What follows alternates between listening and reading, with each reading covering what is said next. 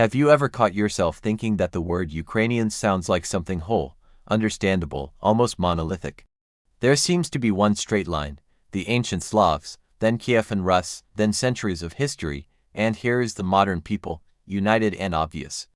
But what if I tell you that this feeling is an illusion, that the familiar name hides not one story, but several at once, intertwined so tightly that they cannot be untangled without the only impartial witness, DNA, because Ukraine is not just a territory.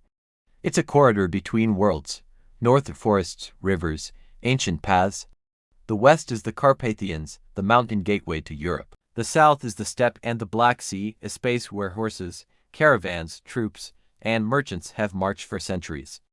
East, open plains, where borders were often not a line, but a movement. And if people live at such a crossroads, it almost cannot be simple. It has to be complicated. The only question is, how much? Today we will conduct a DNA investigation of Ukrainians. And it will start with the main mystery, which caused spears to break long before the advent of genetic tests. Where did these people come from? The two versions sound beautiful and both seem plausible. The first is the core theory, Ukrainians as direct heirs of the East Slavic Massif formed around ancient Russian lands, with small regional shades. The second is the theory of the frontier. Ukrainians are the result of a centuries-old fusion, where the Slavic base constantly took in the people of the steppe, the Balkans, the north and the west, and came out of it each time different, but recognizable. Both theories can be defended with books, maps, and chronicles. But we need a witness who can't be bribed, and that witness is blood. Just to avoid falling into the trap, remember the important thing. DNA does not divide people into pure and unclean. She does not issue a nationality passport. She keeps traces of the paths, subtle, sometimes unobvious. And it's these footprints that are going to start talking now. Let's start with the male line, with the Y chromosome. This is a genetic document that is passed down from father to son, almost unchanged, and therefore perfectly preserves the history of ancient male lineages.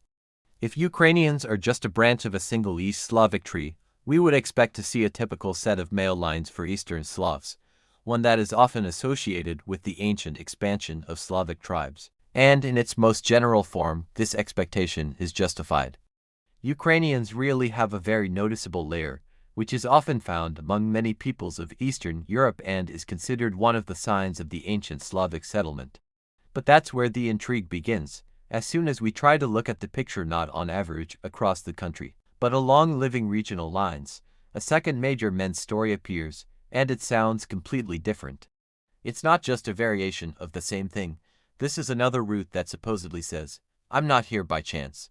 I've been here a long time, and without me, your portrait is incomplete. This second story is particularly pronounced among many Ukrainians and is often associated with the Carpathian Balkan zone, with ancient European shelters where people survived the ice ages and then dispersed across the continent. In the language of DNA, it looks as if part of the Ukrainian male lineages stretches not only along the Eastern Slavs axis, but also along the Carpathians Balkans, Central Europe axis. And now stop and feel the moment. This is the first crack in the monolith, because if the Carpathian Balkan layer is so noticeable in the male lines of Ukraine, it means that the history of Ukrainians is not only a path from the north and east, it is also away from the southwest. And these paths converged in one nation. But this is not a cliffhanger yet.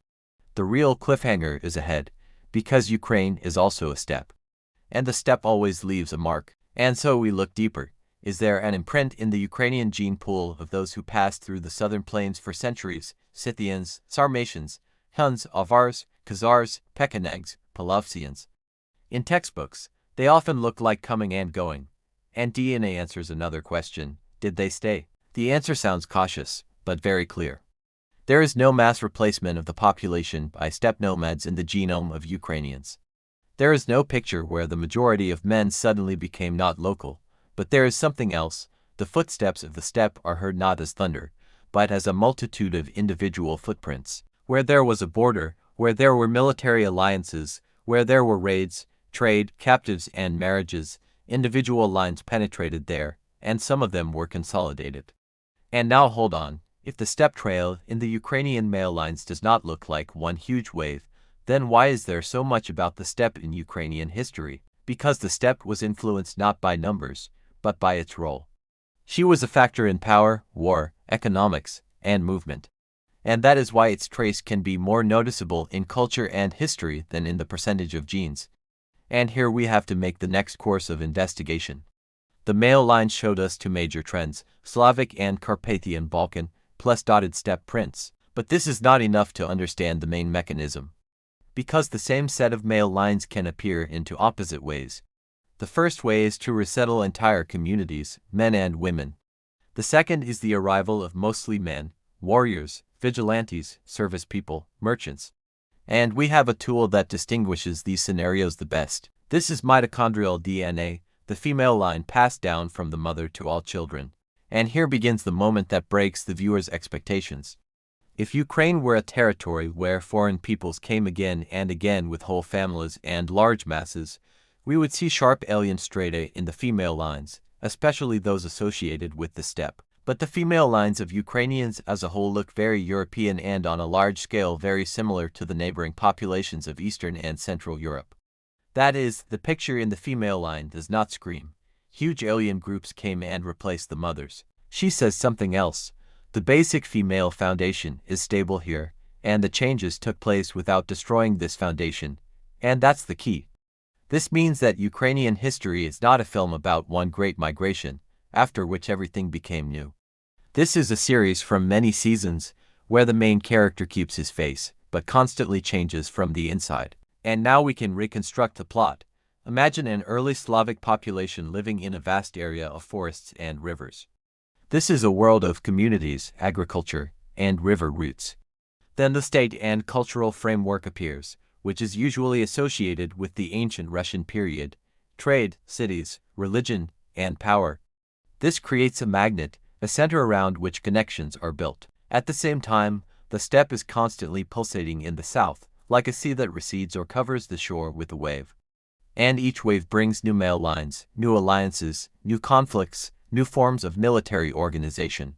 But the majority of the population remains in place, and that is why the female lines remain stable. Then the Western factor comes on, the Carpathians, borders, states, migrations of artisans, service people, resettlement, exchanges. And now the very Carpathian Balkan layer in the male lines becomes clearer. It could have been intensified through centuries of regional contacts and the movement of people through the mountain gates of Europe. And again, this is not a story of a replacement, this is a story of inclusion. But there is another layer without which the investigation would be incomplete. This is the northern shadow. In Eastern Europe, there are male lineages that are often associated with ancient northeastern populations, with Finno-Ugric and Baltic environments. Ukrainians also have such lines, but usually not as the main foundation, but as an additional shade, more often noticeable closer to the northern regions and in the general Eastern European background. And it fits perfectly into the geography. Rivers connected the regions the way highways do today. People moved along the water, and genetics remembers it. And so we come to a point where many expect a simple ending. So Ukrainians are just a mixture of everything in a row. But this is not true. A mix is when everything is random. And here we see not an accident, but a structure.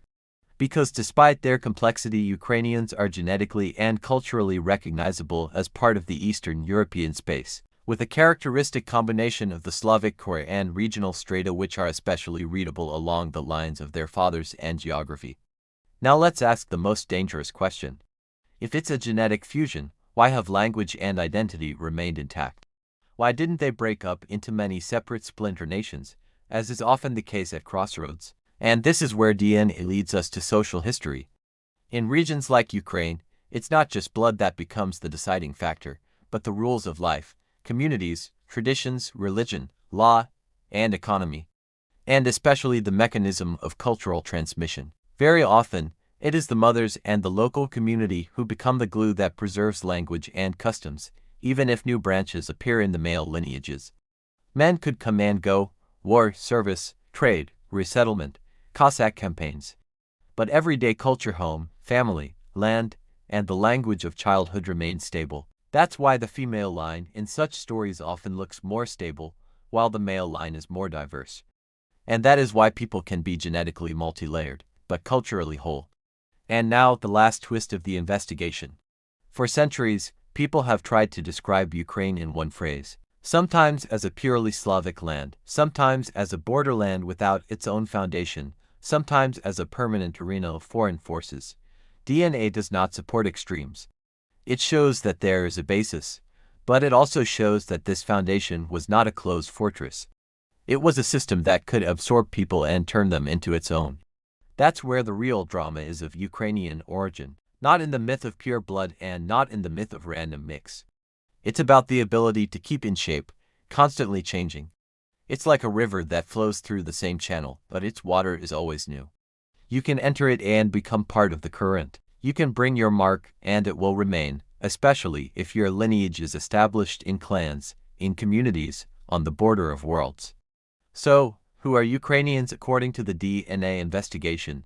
This is not one straight line. These are a people assembled from several large historical strata, the East Slavic core, a noticeable Carpathian Balkan component in male lines, dotted traces of steppe interactions and northern shades that are natural to Eastern Europe.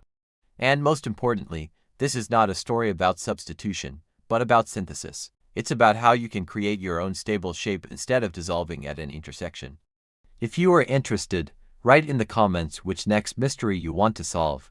Belarusians, Poles, Moldovans, Tatars, Bulgarians, or maybe some specific region inside Ukraine, because sometimes one region is a separate epic. Subscribe, because it's going to get even tougher.